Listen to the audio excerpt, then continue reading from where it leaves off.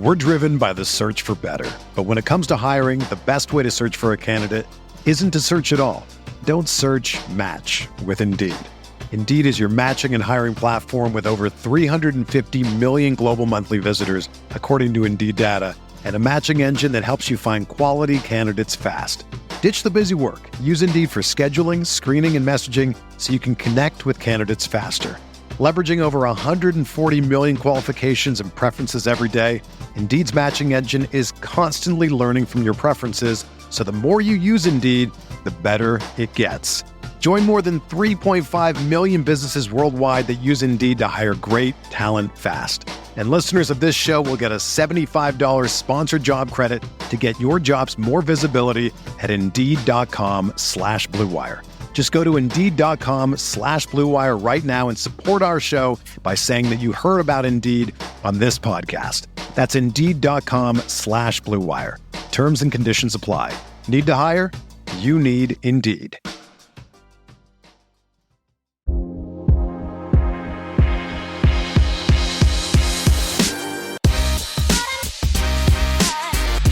And welcome back to another episode of the Golden Blogs podcast, the Bearcast, where we run you through all the Cal football news you need to know. And this was a late one. We're how many days late, Andy? A day? A day? Or a day? Like 2 days? 2 days. 2 days. Because we usually record on Monday. This is We're right on time. Oh boy, yeah. This was not something we wanted to talk about, but we have to, and so we're here. And I'm Rob, one of your hosts. Alongside me is Andy, one of the co-hosts, who I believe just sounded like he was putting on a sweater or something. He was zipping something up. Oh no! Didn't realize that you could hear that. But that's all there. How are you doing, bud? Good. I know you spent the weekend away, as far away from Berkeley as possible. Quite frankly. Man, yeah, dude. Poor East Coasters. These late start times. I mean, they're tough on the West Coast. Holy goodness, they are tough on the East Coast. I mean, 11 o'clock start, and then it's like, pushing 1:45, and the product on the field didn't help. So it was just, it was one of those things, like, you actually are much more forced to contend, like, would I rather sleep? And I think for a lot of people, they chose sleep. And I was one of those people. I mean, in the fourth quarter, I was like, there's no reason for me to stay up and watch this. And it's just not, if I was on the West Coast, I'd probably finish it. But there's just no reason, at that point to continue watching the game. Yeah, there was zero reason to. Yeah. But yeah, enough about that. We'll just get right into it. I feel like this is going to be one of our shorter podcasts, but... Well, we're going to do some Stanford smack talk, shit talking, good old get ready for the battle. I can't wait. Well, let's get right into the SC game. It's the final game of the final home game of the year, senior night, Joe Roth Memorial Game, and Jared Goff bobblehead day. You knew that was a recipe for disaster. I don't know why we didn't see this coming. We saw it's like 4 different big holiday quote unquote days for Cal football, and oh god, it just compiled onto one another. But here we go. The Bears face off against the Trojans. 8 p.m. kickoff, pretty dang late. The Bears lose 17-41. The Bears actually had more first downs than the Trojans, 21-18, which of course isn't the entirety of the story, but we'll talk about that in a little bit. Offensive yards, SC 462, the Bears 263, but total offensive plays wise, SC 62, Cal 61. In terms of passing, Chase Garbers did start this game, coming back from, I believe, a 5-game hiatus, and he's back through 4 of 10 before getting injured again, and being subbed out for Devon Monster, who finished the night 11 of 22 with 2 interceptions and 95 yards. Chase Garbers, by the way, 4 of 10 for 33 yards before he was out of the game. Keen Slovis for the other side, 29 of 35, 406 yards, 4 touchdowns with a long of 50, and no interceptions. In terms of rushing, Deshaun Collins led the Bears with 15 rushing Attempts for 103 yards and 2 total touchdowns. For SC, Keenan Kristen got most of the carries with 9 for 48 yards.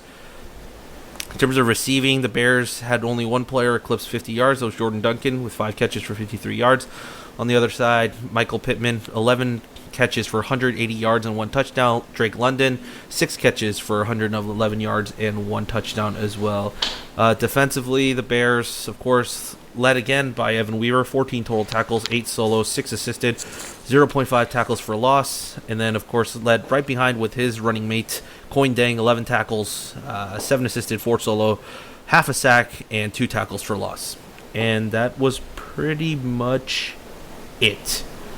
Andy, your initial thoughts from what you witnessed. I believe it was, an 11 p.m. start for you on the East Coast? Yeah. 11 p.m. start for me, post-wedding. Pretty interesting circumstances.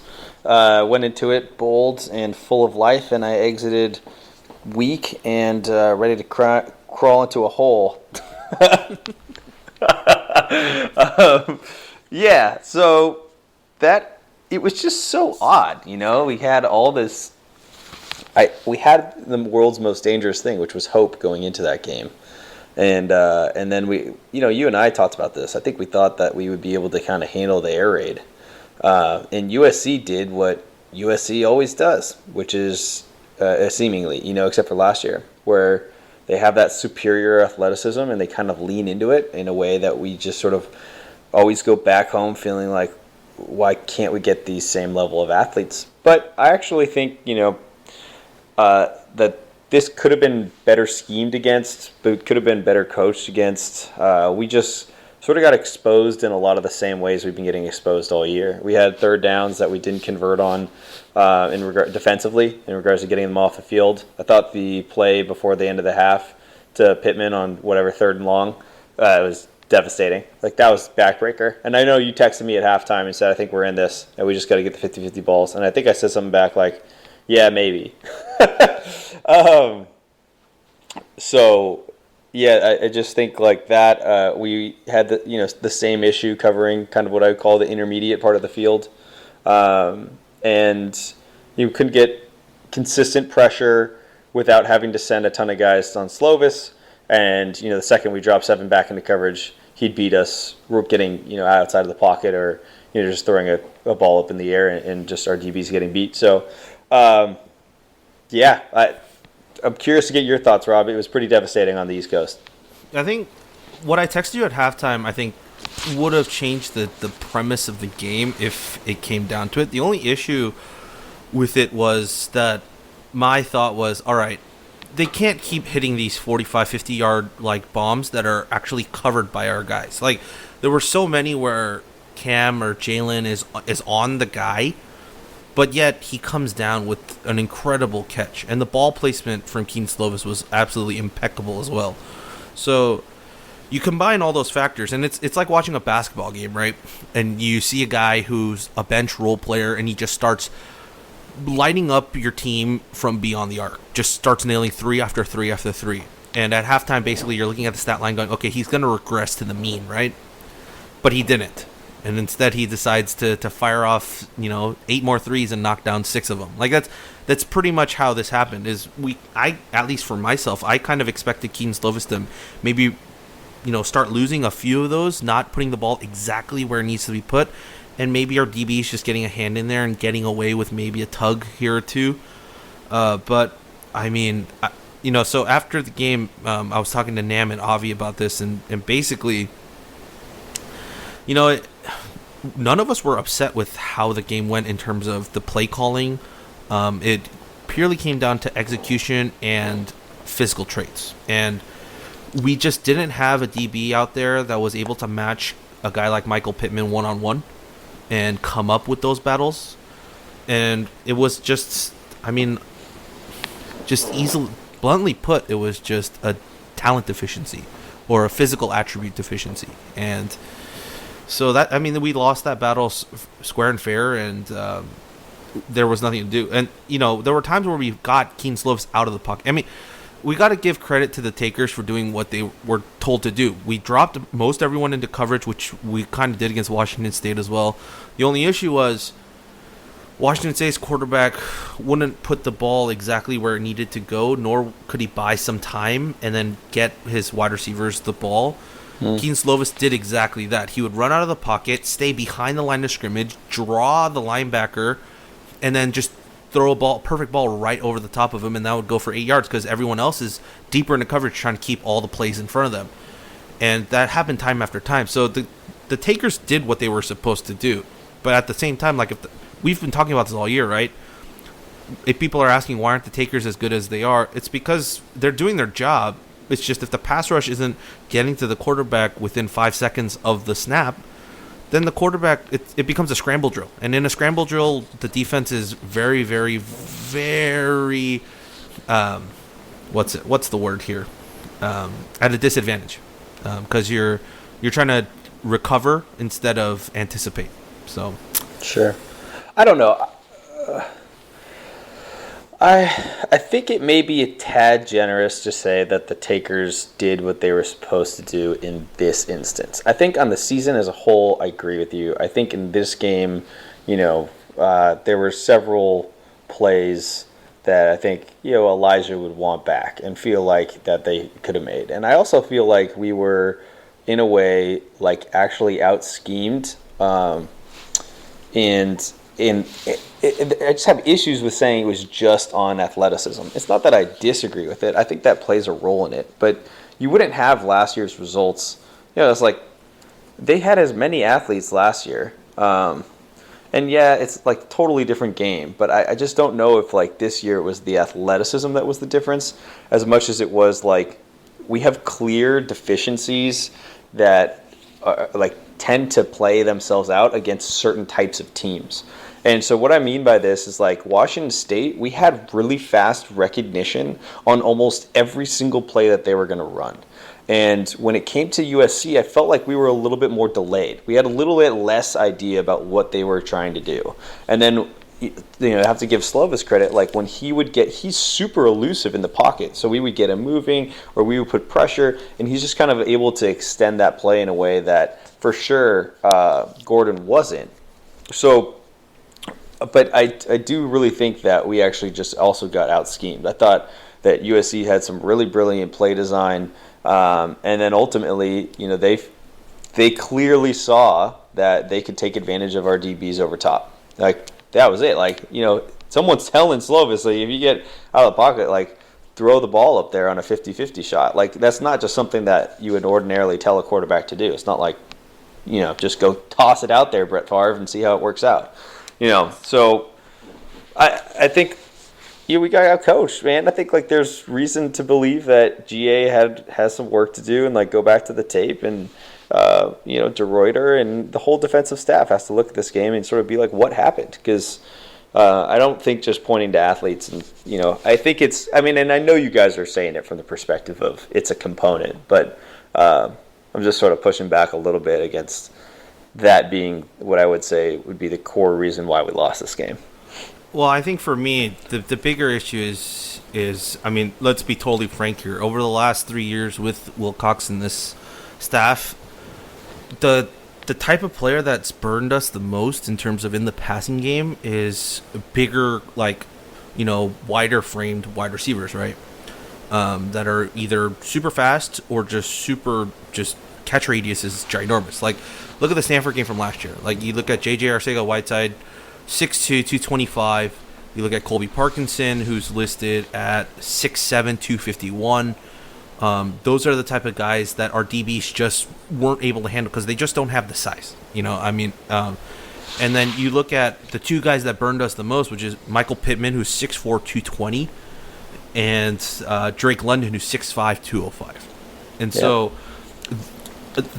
that's the recipe for disaster. And the Nam put it the best, or was it Nam or Avi? Well, no, one of them put it the best, where when you look at Washington State's air raid, right?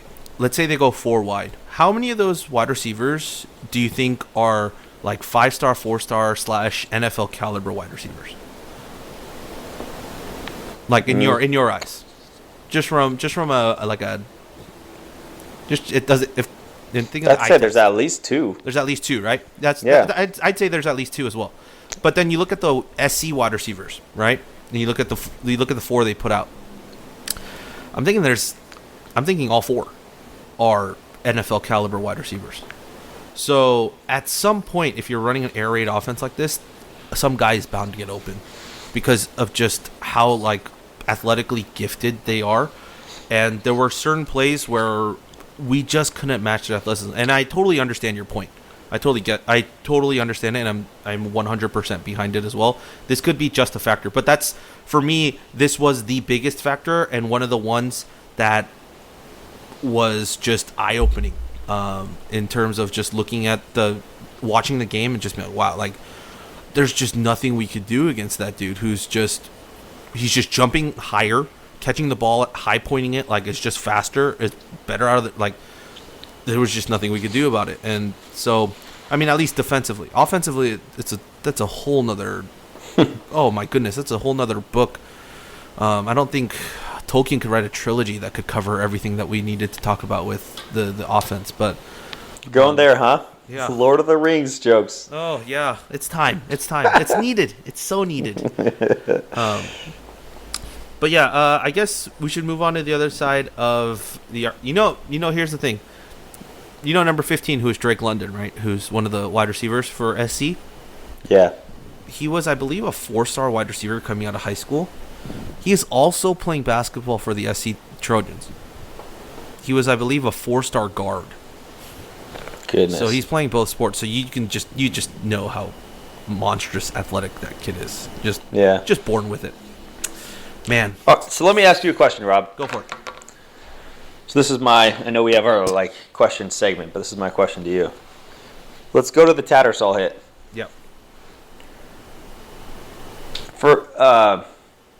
Is there any point to having kickoffs? No. 0 point to having kickoffs. That's sort of how I feel. Yeah, 0. Absolutely 0. I think the only time you should be able to kick it off is if you want to go for an onside. Yep. I think that's the only time you should be allowed to kick it. Because that's reasonable, right? Like, you never see like horrendous injuries like this on onside kicks. It's just when you have a full kickoff and a guy's running, 35, 40 yards downfield at full speed and then just trying to blow up the blocker. Like, that's pretty much what happens here. Yeah, there's so many instances, I feel like, where people just get blindsided on kickoffs. And yeah, you'll see it on punts a little bit, but it's just so much more infrequent. I just sort of found myself, I was like, man, you watch something like that and it makes you question the entire existence of college football. At least for me. I was like, is this really worth it to see someone get hurt like that who's just a student? That's a little extreme, but it's my initial, it's just tough. And then on top of it, you're like, okay, what? Cal doesn't even take kickoffs out. The announcers were like, oh, they should return the kicks more. I'm like, dude, the ball goes to the 25.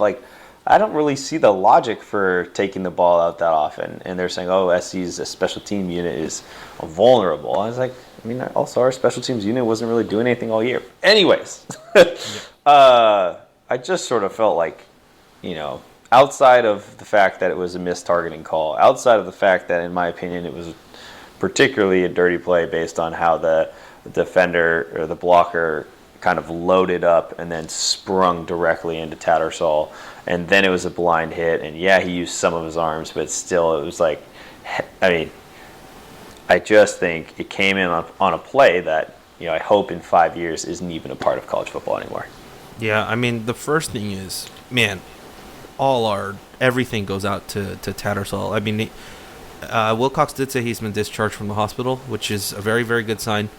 And that, we were notified immediately in the press box, once he got to the hospital and they did all their checks, that he had feeling in his extremities and he was alert. So thank God, I think it was more of just a initial shocker to the kid, and he just went lights out. But then thankfully he's recovered, he's getting over it. I highly doubt we'll see him for the rest of the season. There's just no need to, and I just hope he recovers fully. That hit in and of itself as a discussion, I think everyone's talked about on Twitter enough. I got some flack for it because I had another opinion on the hit more so than the emotional just side of it. But yeah, I mean, if you guys want to, if you're listening to this and you want to read up on it, just go to my Twitter feed. I'm sure you can find it on my page. But yeah, everything that we can possibly do and say is for Evan Tattersall and the family. And going off of that, I think that's the one aspect of this that we haven't talked about is how much of that and that delay and watching your teammate, being motionless on the football field and then yet carted off, like how much of that plays an effect in how much like you're in the game as well, right? Like we've seen this time and time again in professional sports and college sports, the Olympics, like whatever you can think of. When you see a teammate go down, usually the other teammates react in one of two ways, right? It ends up being the extreme cases. You never kind of see the middle. It's either you see a total deflation and, just, I don't want to say a lack of concentration, but your mind is not on the task at hand. Like there are bigger issues that you need to be considering. But then on the other side, there's times where teams just like get galvanized and they're like, we got to do it for him or her. Like we're winning it for him or her. But it just seemed like for this particular instance, like the type of hit it was, the severity of the injury, just I think it took a lot, like emotionally and mentally out of the guys. And I don't want to say that's a huge part, but we can't like totally disregard that might not have been somewhat of a factor as well. But I wanted your thoughts on that. Yeah. Yeah, I don't know. This is all. I think everything you said was a really good point. Ultimately, yeah, I'd say as far as Tattersall goes, all the best wishes in the world to him and his family and all that. I have a really hard time disassociating the sort of like the hit itself to like not thinking that there's going to be some sort of like long-term implication from it. And then when you look at, in history of the ones that come to mind on like these types of hits, like Tattersall comes to mind, Trevor Davis comes to mind, and then the one where it really came to mind, I mean, from my own personal experience, was when I was on the 15-yard line and I watched Javid Best go up in the air and land super awkwardly, and ultimately, there was a rallying cry and speech that happened, but I mean, every single person on the sideline was gutted when Javid went down, and it just was never there. And it was just exactly as you said. It was as polar can be. I mean, we just went totally into the deflated. And I think, yeah, like sometimes you can have that rallying call, and people rally around the injury. And we might have even won the game that Trevor Davis went down in. I can't quite remember. But for the most part, I've kind of seen it be more deflating. It's just hard. I mean, if we're feeling that type of way, the odds are that you're like somebody else, maybe the players are feeling that type of way, or, they're feeling something, because everyone's human at the end of the day, and nobody's life should be forever altered in a horribly negative way from playing something like college football. And these are the types of hits that can have those long-term impacts. So yeah, I hope that makes sense, but I sort of feel like in my brief experience, I've seen it be more of like the deflating moment than the rallying cry. Although I know that can exist. I imagine Alabama fans are feeling pretty down about where they're at right now, even after a win. Yep. Yeah, but who can satisfy that fan base? Like that's a totally different like. But whatever, Alabama, you got enough good things going. Yeah. Before we close out, SC, I wanted to give you some interesting notes from the game. So, the Bears actually started off with a touchdown on their first drive. It's the fourth time this season that they've scored on their opening drive. What a drive that was, too. What a drive by Chase Garbers. And I think it's clear cut that Chase Garbers is the better quarterback, or the best quarterback that is currently on the roster. And without him, the offense kind of just crumbles a bit. which we kind of witnessed. Some other notes here. Deshaun Collins scored his first career touchdown on a 5-yard run in the first quarter. Added his second touchdown in the fourth quarter on a 34-yard run, which was pretty much in garbage time by that point. He had his first career 100-yard performance and Cal's second 100-yard rushing performance this season after Chris Brown Jr. had 197 against UC Davis. Isn't that crazy? Remember after the Davis game, we were like, holy crap, like Chris Brown, like the offense, like run game's going to be real good. And then we haven't had a single 100-yard rushing game since. Yeah, no, I sort of felt when I saw Collins eclipse the 100-yard mark, I was like, I don't think that's happened in a long time. Yeah. And then with 14 total tackles, Evan Weaver has 151 on the season, which ranks 4th in school single-season history.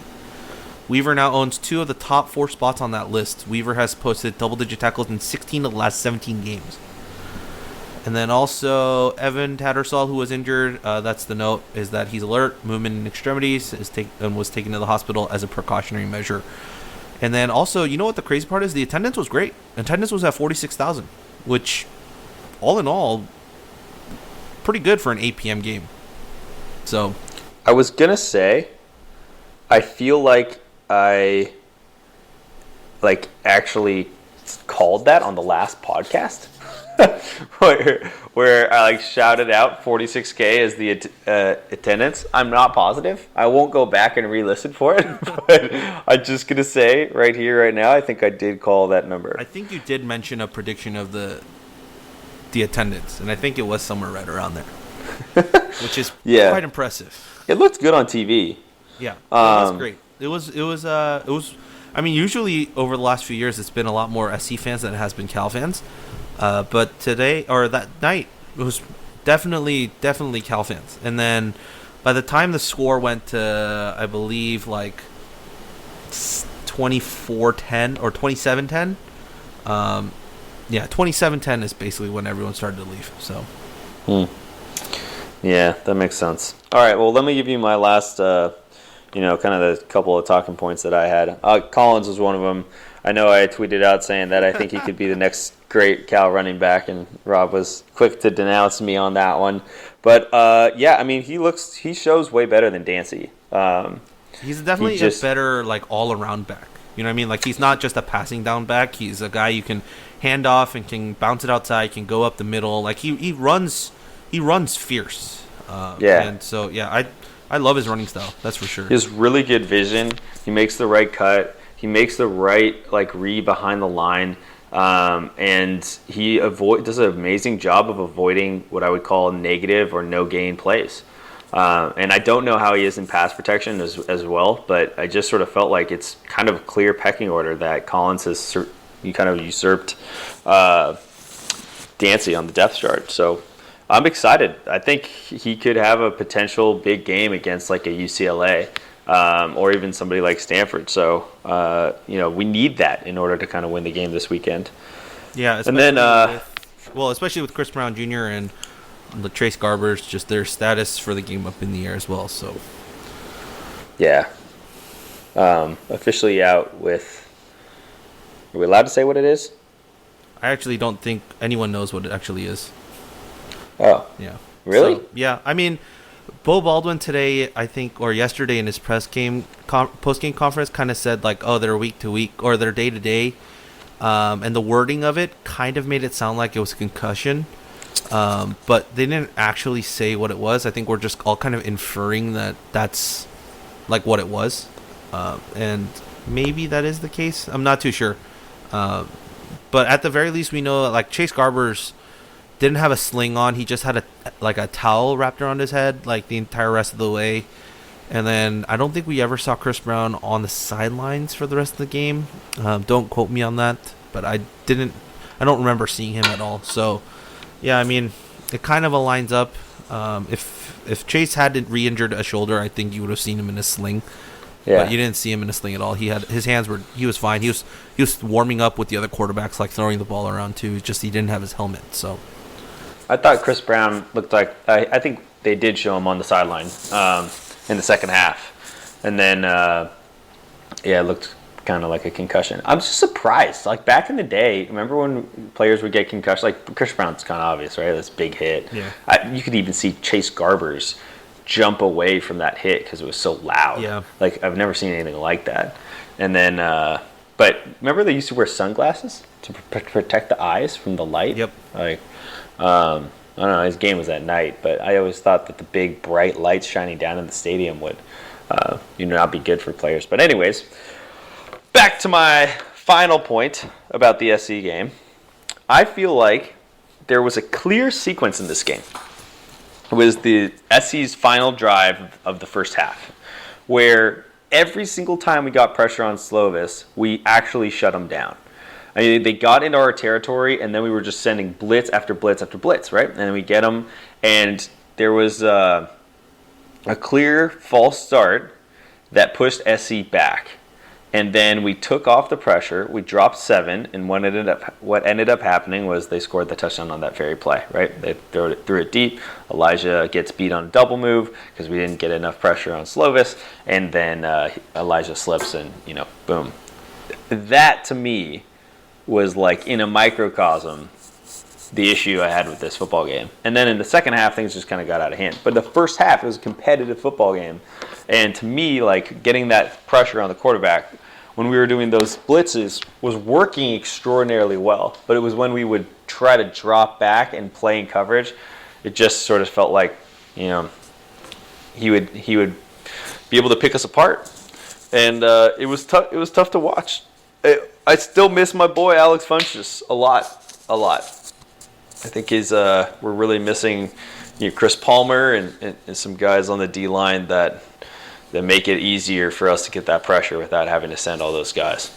Yeah, I think the last talking point for me is we found out this week, I believe, that Luke Beckett, Ziande, and Josh Drayden are looking to stay for an extra year.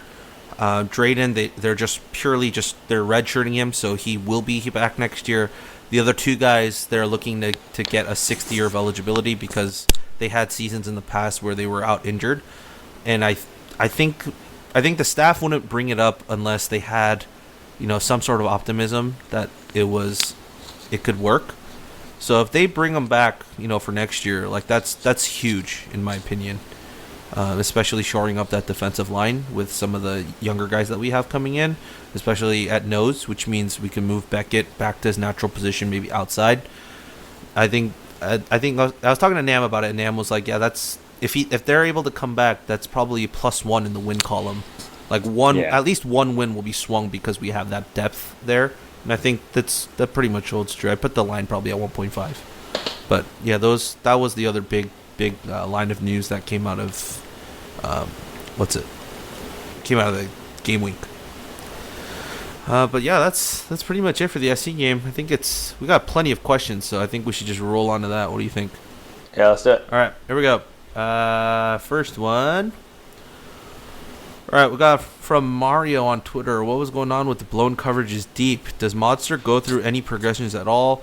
Seems like he already knows where he wants to go, whether the receiver is open or not. Dude, I don't know, man. I'm not even here for any of the Modster hate. I don't get it. I think he does a good job. And I don't know. I've just been on this. I've been riding this for a long time. Of just being like, Modster's fine. It's not a Modster thing. I think he overthrows. Like, the big thing with him is his overthrows. He was hitting his short throws, which we're not used to seeing. And he put balls. I mean, it should have been a touchdown, man. Nico should have caught that ball. It was right in his hands. It was a beautiful throw that he made on that play. It didn't help this game, and that's one thing we didn't talk about, is all the drop passes from this game that could have resulted in some like extended drives and a couple of touchdowns too. Like, oh my goodness, drop balls, man. Drop balls. But I think he does go through his progressions, but the thing with Modster is once he locks in through his progressions, he goes to that guy no matter what. There are times where you're going to go through your progressions and then you think a guy's open, and right as you're about to throw, or like as you're stepping into it, like you see a defender slide into your lane and you have to be able to adjust and throw somewhere else. But I think he sometimes just locks in and that's where he's throwing to. It's not a thing that he's like, all right, I'm throwing to Kikoa on the outside no matter what. It's more of a, all right, Nico wasn't open there. Okay, here's Kikoa open, and he's like about to throw. He sees a defender. He's like, I'm still going to throw it at Kakoa. I think he can come down with it, and he just like either airmails it because he's trying to like get it high, or he throws it too low, or the 2 interceptions too that he caused. Like one was it was on a rollout and he hit the defensive lineman who jumped up right into the path of the pass, and it got tipped, and then that was intercepted. And then the other one was he threw it a little high for Tonjes, but Tonjes got his hands on it, and then it tipped behind him into the safety's hands. So, like I can't blame him for the second one because you gotta catch that. But the first one, he's definitely got to put that ball better and understand that there's probably a defensive lineman underneath on that rollout, and can't throw that into the flat. But yeah, I agree. I think that one was on him, and I think the second one, man, we gotta catch balls, man. Yeah. All right, next one's from James Lynn on Twitter. If both Helton and Baldwin are fired at season's end, should we look at hiring Graham Harrell, or is the USC offense simply a product of superb talent? Well, that's actually an interesting question, just because we've been talking about it. But I want your thoughts. Yes, I just don't think there's a way that he would. I think he'd be a really sought after commodity. I wouldn't even be surprised if there were some rumors about him actually getting the job at SC after, they're obviously paying for missing on Orgeron. You think they would do that again? I mean, that's the thing with Helton, right? Is like they kept on the guy that was on the previous staff. You don't think they would just like, let's not do this again, let's just go like a totally like brand new route? Yeah. So potentially, I just think it's an option. I think he's going to get too many looks for it to be an option for us. And I actually thought the question was going to go here to start, which is hilarious. But I think that I would be a fan of hiring Clay Helton as our offensive coordinator if he was let go by SC. Wow. Oh, my God. Oh, my God. But I've been riding these retread O coordinator hires for a while here, so don't be too surprised. I'll say it now, I am fully on getting the Mark Helfrich train here. I am fully on board. He's the offensive coordinator of the Bears. Do you think he's gone? Do you think that entire staff is coming back after how abysmal the season has gone? Nagy's not going anywhere. Nagy might, but if he wants to keep his job, he might have to fire everyone else. Yeah, maybe. At least offensively. Give me Jim Mora Jr., not Clay Helton, or Mark Helfrich. I will go all retreads. It's working with Mark Fox. Make it happen. Oh, my goodness. Oh, man. All right, here we go. Next one. On the targeting, this is from Kevin on Twitter. On the targeting play when Brown got hit, did the right tackle miss his assignment? It looked like the defensive end came into the backfield untouched. I've rewatched that play a bunch of times. I haven't gotten the right angle to see like how the play was supposed to be developed, but either way, it's too fast. Yeah, it's too fast. It's hard to see. Either way, Rector went into the backfield untouched. I don't know whose assignment it was, but the shift came wrong, and he was in the backfield untouched. So, that's all I can say about it. Unless you have some stuff on it. Pretty tough call on the targeting too. I think. I don't know what he, as in Rector, is supposed to really do other than just he could have gone for an arm tackle and not made the kind of like blow-up play. But if you're going to go for that type of play, I don't know. Because he's tucking his head to try and get in his chest, and Brown puts his head down, and then it becomes, if he goes high, he's going into helmet. If he goes low, it's into the chest. The only real way to do it is with your arms. It's like a tough play. I just don't know. I still think, according to the letter of the rule, it was targeting, but I don't really know what the defensive player is supposed to do there other than just go for an arm tackle. And maybe that's what they want. I mean, I'm sure that's what college football wants, but it was it was a wild play. It was very Jadeveon Clowney-esque. I mean, that's the hardest tackle to make, in my opinion. After watching such defensive football for Cal over the last 3 years, and watching practice, honestly, I think the hardest tackle to make is when you're squared up with the ball carrier. Like if you have a tackling angle and you're coming at him at an angle and like let's say you're both like running towards the sideline, like that's an easier tackle to make because you can turn your shoulder and you're opening up your hips to do so. But if you're straight on like shoulder to shoulder parallel with the guy, like and you're only like, let's say 3 or 4 feet away from him, like in what space are you supposed to turn your shoulder like in and out in front of your head to make that tackle? Like it's an incredibly fast bang bang play, and you would need a crazy amount of body control to be able to like change up your body like as you're running full speed into the backfield. And I also don't think, like, to be totally honest, like I think Rector was surprised that Brown was there right as he got into the backfield too. Like, and it was just like I can't hold up how like heavy my body is. Like I'm a big mass that's already has momentum. Like I can't stop myself into running into you, and it just happened like that. That's my take, but I like that take. Then next we got a couple from Christian Otsuka on Twitter.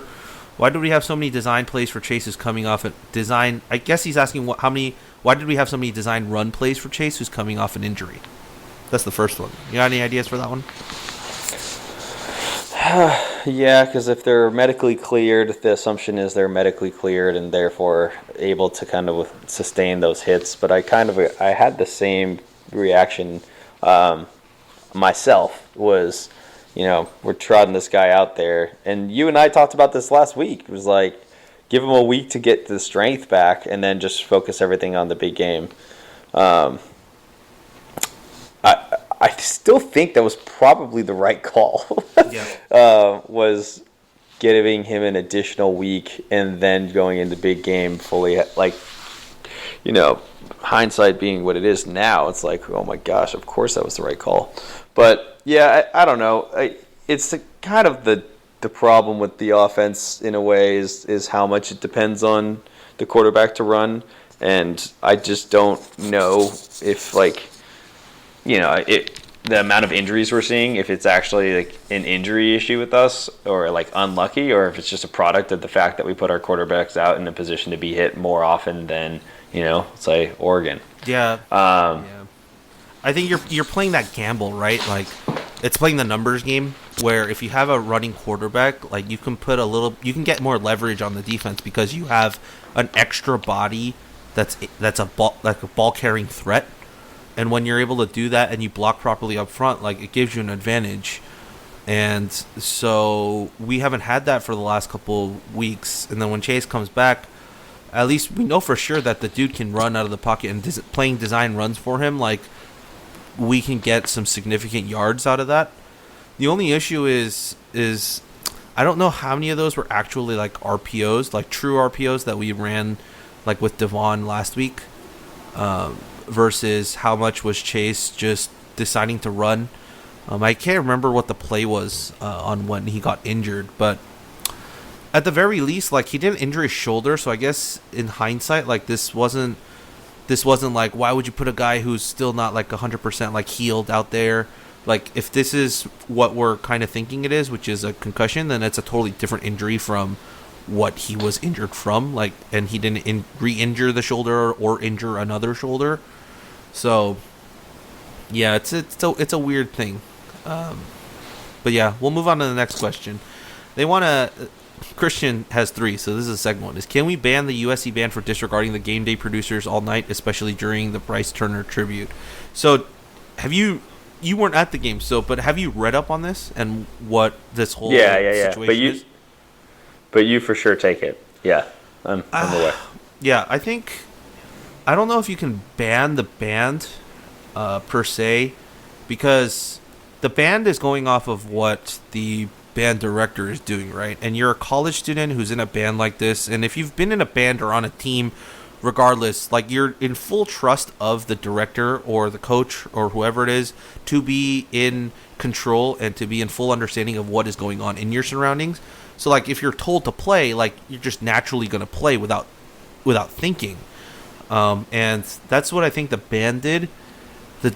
I think there was some miscommunication between Cal Athletics and the band and the SC band side of things.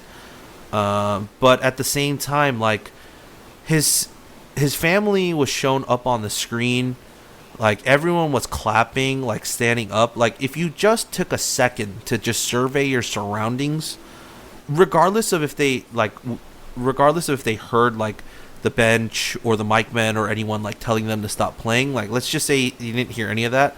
Like if you just had taken a split second to look to your left or right and seen all these people standing up like with an ovation, look up at any of the two screens at any of the end zones and you see like this, just a family, right? Not even players. Like all of the seniors were already honored before the game started. And you see a family out there, like just any normal human being would be like, like why would there be a family standing on the field and being clapped for, right? Like it, you just kind of have to pause yourself and like, dude, like you could easily just not play, during one little segment. Like it's not like the t-shirt toss. If it's like the t-shirt toss, like go ahead and play as much as you want. Like I could care less. But this was just a terrible, terrible view of and like understanding of your environment. I've seen a bunch of SC band alumni come out and be like, "This is not us." Like, like we're extremely sorry, blah blah blah. And it's been nice to see. And I've actually seen that a bunch of the alumni has donated to the Bryce Turner fund as well, which is definitely really good to see. But yeah, this one's not gonna be removed from a lot of Cal fans' memory for quite some time. And I saw the written apology that he issued with the LA Times, who's the SC band director.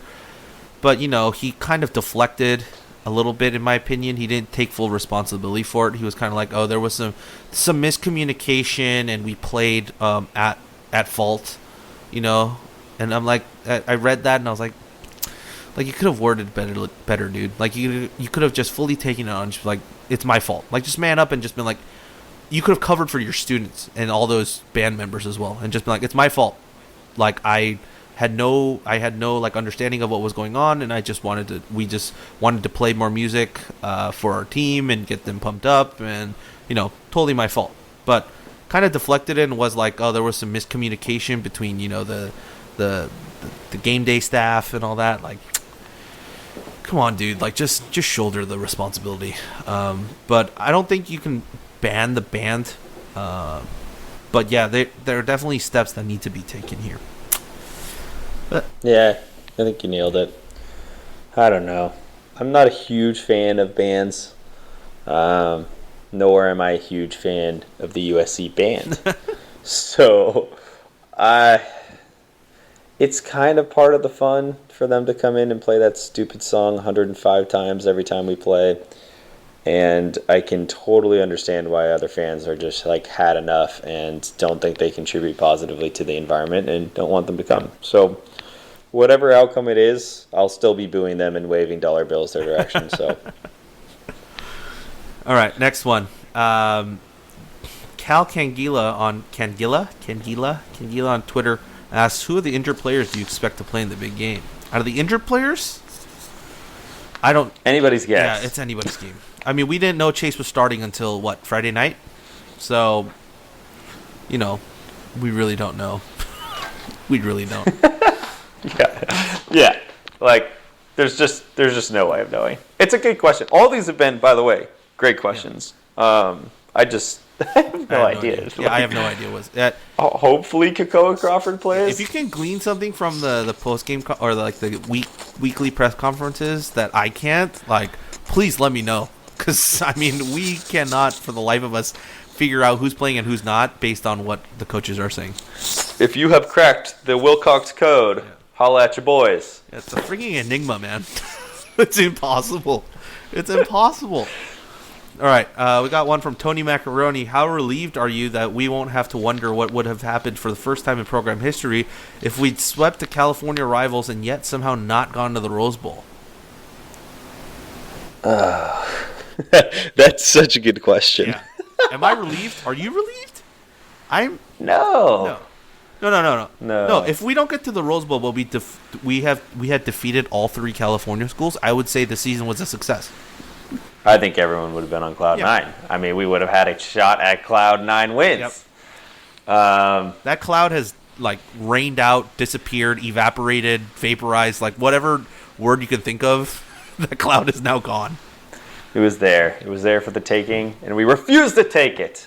Yeah. So I don't know. I probably would have taken the sweep over the California schools. Just get the axe back, man. Just get the axe back. I swear, if every single player on our team is not up for this football game, and there is a job on the line here. If we come out and we get beat by Stanford the way we just lost to SC, Wilcox' timeline is drastically different. So, this game matters, and everything we have should be thrown to win the big game. Yep. That's pretty much it. So I think we can talk about the big game for a little bit. Are you excited here for traveling down to the farm again? Man, I am juiced. I can't wait to get back down there. I'm super excited to debut the jersey. Number 17 gold? No, it's the blue. Oh, the blue. Sorry, the blue. I went blue this time. Yeah, so I'm super excited to debut the jersey. I really think Cal has an amazing shot here to win this football game and do so in a convincing manner.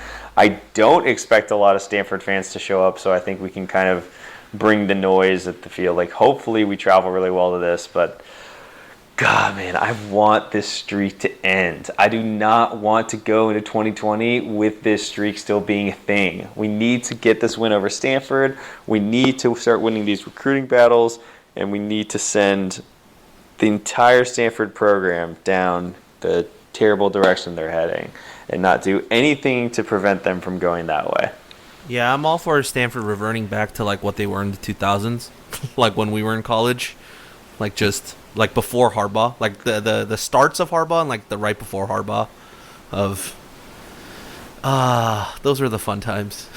Those were just the auto wins that we've been for them for the last 10 years. Oh my goodness. Yeah, I don't know how to feel about this game. Like this is how many times have I been to the farm? Not that often. I think this is like either my 4th or 5th time. But man, I just want to come out of there with a win. Like, it's not a good feeling, like coming out of there with losses and having to travel to that godforsaken land and then having to travel out of that godforsaken land. Like, do you remember how long it took for us to get out of the parking lot 2 years ago? Like, after that game, it took like an hour. It took us forever just to get out of the parking lot. My goodness.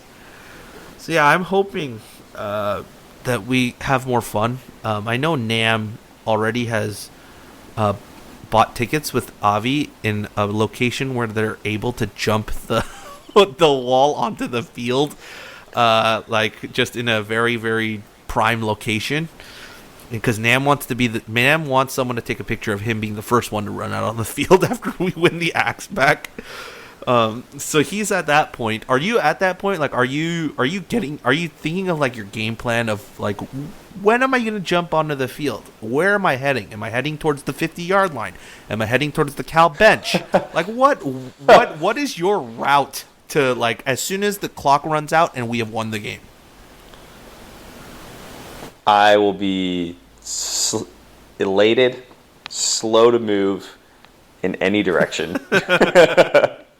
And I'll probably be one of the last people to jump on the field. But you will jump on the field. I mean, assuming Nam doesn't get arrested, which is got to be up there in the realm of possibility. Yeah, I think you meet at the 50, right? Let's take the flag. Let's plant the flag and never lose again. Are we going to do the Baker Mayfield thing? Are we gonna plant the flag in the middle of that big old red S at the 50-yard line? Fun fact, my buddy brought a J onto the field in 2009 when we won against Stanford and smoked a J in the middle of the field. That is impressive. Wow. Oh, so good. So good. I can't make it up. But yeah, we're hoping for that win. We're really hoping for that win on Saturday. I think that's it for us on the Bearcast. Actually, there is one more question. There is. Let me pull it up. It's where are we tailgating? Yeah, where are we tailgating? There is a CGB tailgate somewhere. Just DM myself or the CGB Bearcast Twitter handle, which we'll talk about in a little second. But the last question here: basketball, ceiling and floor for the Cal men's basketball this year. Have you watched any Cal men's basketball games so far this season? Yes. Two. Oh, wow, that's impressive. I want your take because you're like the person that's outside of like the constantly watching them, constantly covering them. In your eyes, looking at this, what is this? What's the ceiling and what's the floor from what you've seen? God. Let's preface this one with the fact that I have no idea what I'm talking about. So, I don't know. I think we'll probably where in the Pac-12 do you think we finished this year? Our preseason prediction, our preseason by the media was 12. 12. I think 10th, maybe. Like something like that, maybe. I don't know. They could be better than that. Dude, I don't know. Like the most recent game was not encouraging. But, we seem to be well coached. We seem to be developing the right way. We have talent. I could see this team being 500 in Pac-12 play. I think that would be a huge win. 500 in Pac-12 play. That's lofty goals. That's lofty, right? Yeah, that's what I thought. But see, that's the thing. I don't know anything, so it doesn't matter. So let's set that as maybe like the ceiling. And yeah, I mean, if you're 500 in Pac-12 play and you had a good start to the season, you're arguably making the tournament, right? So. Yeah. That's probably not going to happen. But I think you said this before, something like seeing Cal make it to the NIT. That's sort of where I would set the expectation at. But the team is in such a good spot compared to where they were under Viking. I mean, it's just so much better. And I'm so happy we got rid of Viking. And I'm so happy we have Mark Fox and all those people who were super upset about the so-called retread hire. I think getting a coach that had a lot of experience and worked really well with this team, and getting someone who would have been more of a project or a wait time. I don't know if that patience existed. I think it was a good hire. I'm really excited about where the program is trending towards, and I think we're bound to be disappointed, just like we were in football. But that is sort of the life that I've signed up for. What about you, Rob? You are the expert, so. I mean, I'll go by placing it. I think the ceiling for this team is probably finishing 6th or 7th in the Pac-12. I think the floor at this point is exactly what you said. I think the floor is now at 10. I don't think we have we don't have lower than 10th place type of talent.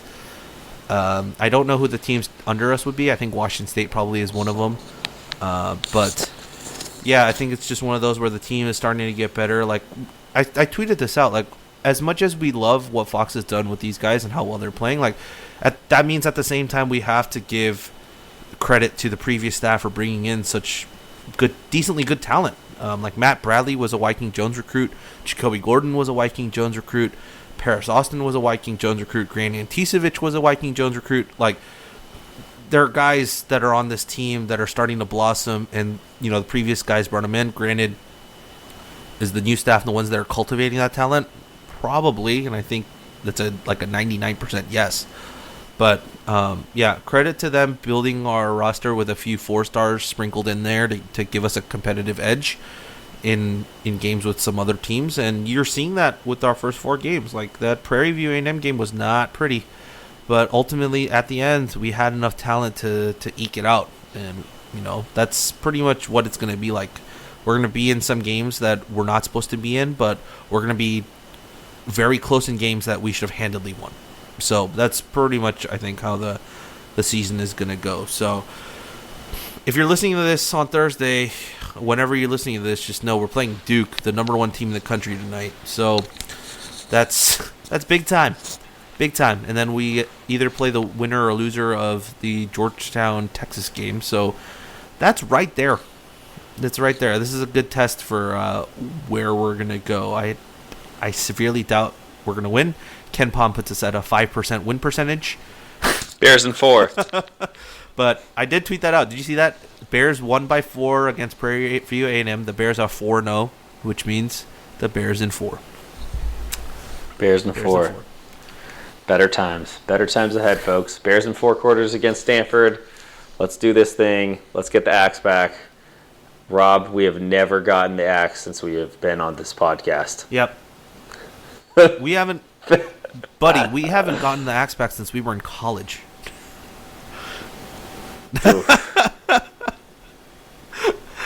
That's the crazier way of looking at it. Send it home. Bring it home. I need to get a photo of Andy crying, like touching the axe at midfield on the farm. That I have a photo of me in that. I'm sure you do. I think I do. I think I have one too somewhere. But yeah, that's it. You can find us at CGB Bearcast on Twitter. You can find me at Rob11HWANG on Twitter. You can find Andy at Andy J Beast Mode. Twitter. And then you can find all our stuff at CaliforniaGoldenBlogs.com. I was a guest on a Duke podcast the other day, and you can find that somewhere on the CGB mentions. And then we have all our big game stuff.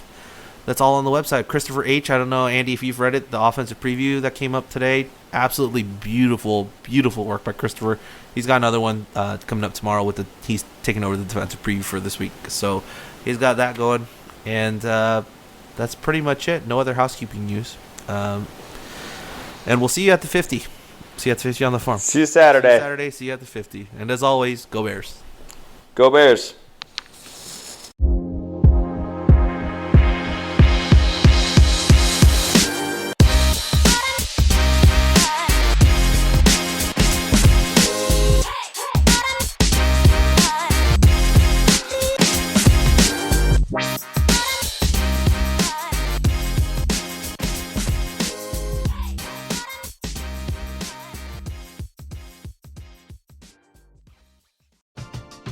We're driven by the search for better. But when it comes to hiring, the best way to search for a candidate isn't to search at all.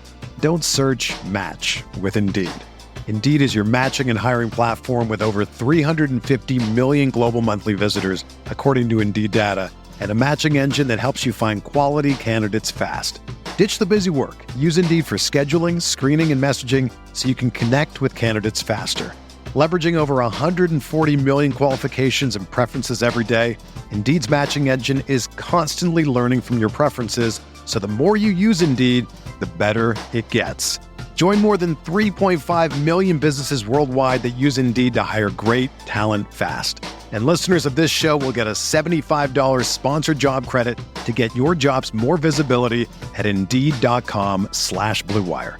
Just go to Indeed.com/Blue Wire right now and support our show by saying that you heard about Indeed on this podcast. That's Indeed.com/Blue Wire. Terms and conditions apply. Need to hire? You need Indeed.